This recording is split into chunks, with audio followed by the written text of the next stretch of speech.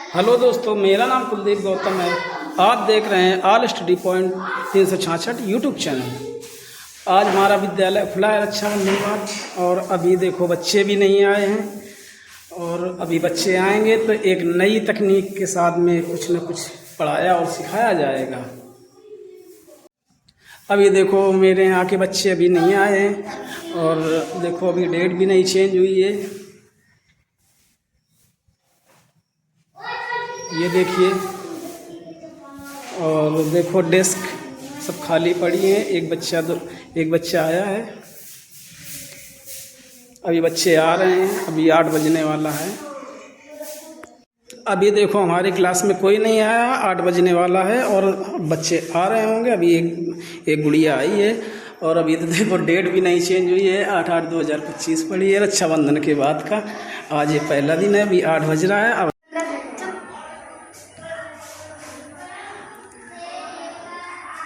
आज सभी बच्चे रक्षाबंधन बाद आज पहला दिन है, और केला का वितरण हुआ है। इसके बाद अब शिक्षण कार्य शुरू होगा। ठीक है। वेरी गुड मॉर्निंग, बैठ जाओ। Thank you sir. सबका त्योहार हो गया रक्षाबंधन? सबने किया? तुमको कितने पैसे मिले? 150। तुमको? 250। तुमने कितने दिए पैसे?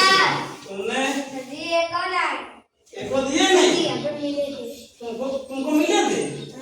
तुमको कितने मिले? तुमको 120। तुमको 50। तुमको 200। तुमको 100। सभी बच्चे काम कर रहा है वो? सभी सवाल आ गए थे? किसी को नहीं, ऐसा तो नहीं किसी को नहीं आया कोई सवाल? नहीं सर। सवाल थे? आज क्या पढ़ाना है? यस सर बोला करो। Yes sir. हाँ सर नहीं कोई बोलेगा। आज क्या पढ़ाना है? अच्छा, आज का टॉपिक है गुणनखंड। ठीक है, आज हम आप लोगों को गुणनखंड बताते हैं। तो सबसे पहले गुणनखंड में आना चाहिए, गुणनखंड की परिभाषा आनी चाहिए। हम पहले पता तो होना चाहिए गुणनखंड होता क्या चीज है। समझ में आ रहा है? जैसे जोड़ है, जोड़ के सवाल लगाते थे तो हमको पता तो होना चाहिए कि ये चिन्ह जोड़ का है, कि हमें क्या करना है, पहली संख्या फिर इसके सामने वाली संख्या कैसे जोड़ना है, घटाना है। समझे? तो हमें गुणनखंड की सबसे पहले परिभाषा तो हमें आना चाहिए। हम गुणनखंड के बारे में जाने तो कोई जानता है? गुणनखंड कोई भी नहीं जानता है। चलो आज हम इसी टॉपिक में पढ़ाएंगे। ठीक है, बंद कर। ये देखिए हमारा कक्षा कक्ष है। सभी बच्चे अपना अपना काम क्लास वर्क कर रहे हैं, और देखते हैं सबसे पहले कौन कौन काम करके दिखाता है। अब देखो गुणनखंड की परिभाषा बता रहे हैं। यदि किसी संख्या को, कोई भी संख्या हो, 2 या 2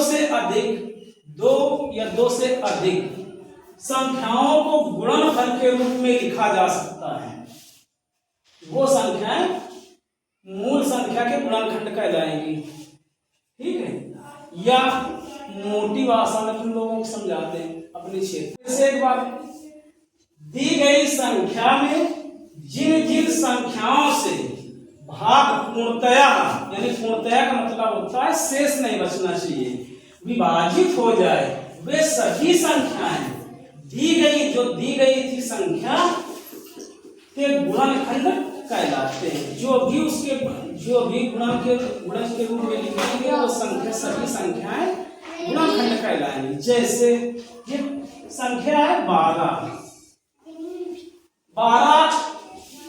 2 से कट जाएगी, तो इसका 2 हो गया। या 3 से कट जाएगी, 3 हो गया। या 4 से कट जाएगी, 4 से। या 5 से कट जाएगी, 6 से कट जाएगी, 6 से कट जाएगी। क्या ये 7 से कट जाएगी? नहीं सर। 8 से कट जाएगी। नहीं सर। अब ये 8, 9, 10, 11 से नहीं कटेगी। अब ये कितने से कटेगी जाके? 12 से कट जाएगी। और कोई भी संख्या हो 1 से कटती है, और जो उसकी वैल्यू होती है, जैसे 12 संख्या है या 14 है या 15 है, तो 1 से भी कटेगी, और जो संख्या होगी 14 होगी 14 से कट जाएगी, 15 होगी तो 15 से कट जाएगी, इसे 12 थी तो 12 से कट जाएगी संख्या। ठीक है। अब इसी में जैसे कोई बड़ी संख्या दे दे, अब आप लोग कह दे ये संख्या 2 से कट जाएगी, 3 से कट जाएगी, 4 से कट जाएगी। आप नहीं पता है तो सबसे पहले विभाजिता का नियम तुम लोगों को पता होना चाहिए। किस चीज का? विभाजिता का नियम, कि कोई भी संख्या हो 2 से कटेगी कि नहीं कटेगी, 3 से कटेगी कि नहीं कटेगी, 4 से कटेगी कि नहीं कटेगी, 5 से कटेगी कि नहीं कटेगी। जब तक आप लोगों को ये चीज नहीं मालूम होगी तब तक आप लोगों को गुणनखंड करने में थोड़ी कठिनाइयां होंगी। ठीक है। तो सबसे पहले हम विभाजिता के नियम की जानकारी हम लोगों को होना बहुत जरूरी है। ठीक है। तो अगला टॉपिक हम गुणनखंड के अंदर सबसे पहले विभाजिता का नियम तुम लोगों को सिखाएंगे। ठीक। दोस्तों, जितनी देर में हम ये बोर्ड पर रफ कार्य कर रहे हैं उतनी देर में आप चैनल को सब्सक्राइब और बेल आइकन दबाना ना भूलें। धन्यवाद।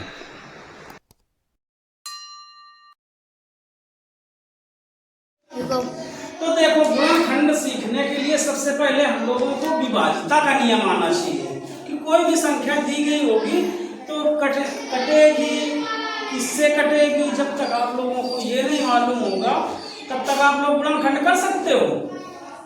नहीं सर। बोला करो, कर सकते हो? नहीं सर। हाँ। तो अब कोई भी संख्या होगी, हर कोई भी दुनिया की संख्या होगी, सर्वप्रथम वो 1 से विभाजित हो जाएगी। ठीक है। Yes sir. और फिर अब 2 से विभाजित करने के लिए 2 से विभाजित वो संख्या हो सकती, देखो हमने लिख दिया इसलिए, जिन संख्याओं में इकाई दाई पढ़ाया था। हाँ सर। इकाई में 0, 2, 4, 6, 8 वो वो संख्याएं हमेशा 2 से विभाजित हो जाएंगी। कितनी भी बड़ी संख्या हो, कितनी भी, चाहे वो 2 अंक की हो, चाहे 1 अंक की हो, चाहे वो 100 अंक की हो, चाहे 50 अंक की हो, अगर इकाई में 0, 2, 4, 6, 8 आ रहा है तो वो हमेशा किससे विभाजित होगी? 2 से। 2 से विभाजित हो जाएगी। जैसे ये 48 है, इसमें इकाई क्या है? 8 है, 2 से विभाजित हो जाएगी। हाँ सर। जी सर, बोला 2 से विभाजित हो जाएगी। हाँ सर। 2 से विभाजित हो जाएगी। हाँ सर।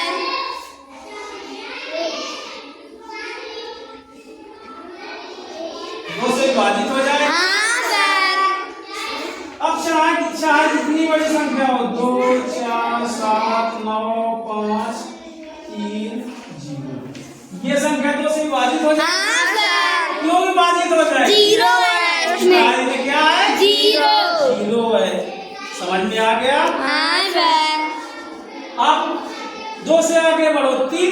अब 3 से कौन कौन सी संख्या कट जाएगी? तो 3 से विभाजित वो संख्या होगी, यानी किसी संख्या के अंकों का योग। कोई भी कितनी भी बड़ी संख्या हो, उनके अंकों का योग कर लो। योग का मतलब जोड़, उन सभी अंकों को जोड़ डालो। और अगर जो योग आएगा वो 3 से अगर पूर्णतया विभाजित हो जाता है तो वो कितनी भी बड़ी संख्या होगी वो 3 से पूर्णतया क्या हो जाएगी? जैसे 18 है, 1 और 8 कितने हुए? 19। 1 और 8 जोड़ना है, 9। तो क्या 9 3 से विभाजित हो जाएगा? हाँ सर। तो अगर 9 विभाजित हो जाएगा तो ये 18 विभाजित हो जाएगा। जैसे और बड़ी संख्या ले लो, 81 है, 81 में अंकों को जोड़ो, 8 है, 9 3 के पारा में आ जाएगा, तो ये 3 से विभाजित हो जाएगी। और बड़ी संख्या ले लेते हैं,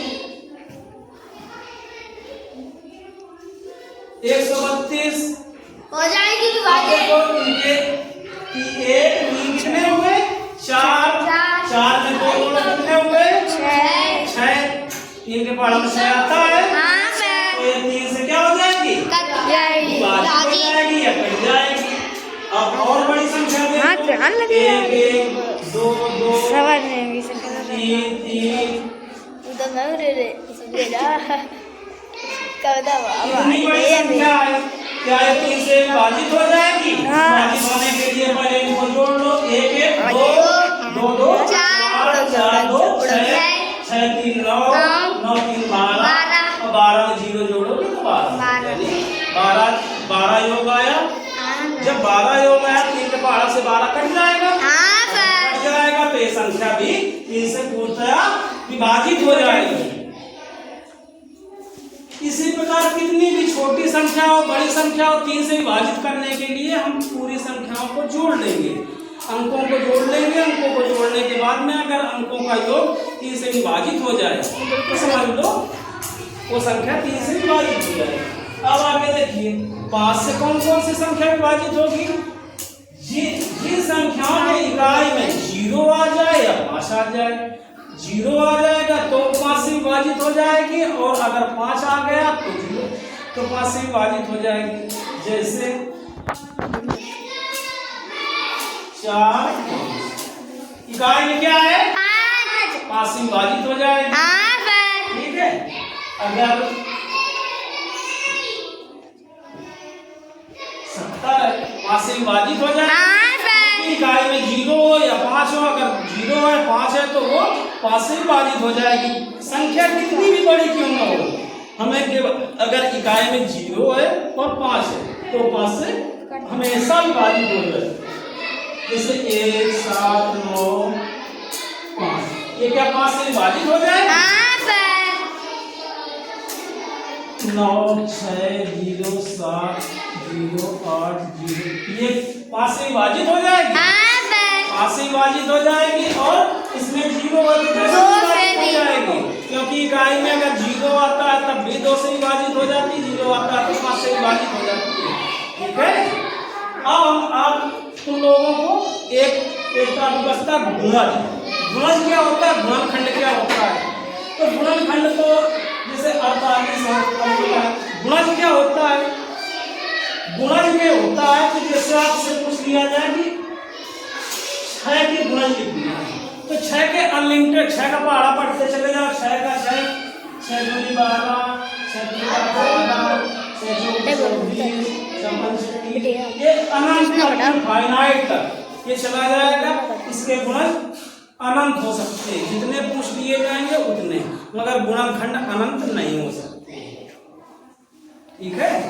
तो सबसे पहले हमें गुणनखंड के लिए हमें इन चीजों का आना बहुत जरूरी है। अगर ये चीजें नहीं आएंगी कि विभाजिता करनी है तब तक हम लोग गुणनखंड सही से नहीं कर पाएंगे। कहीं ना कहीं कुछ ना कुछ गलतियां हो जाएंगी।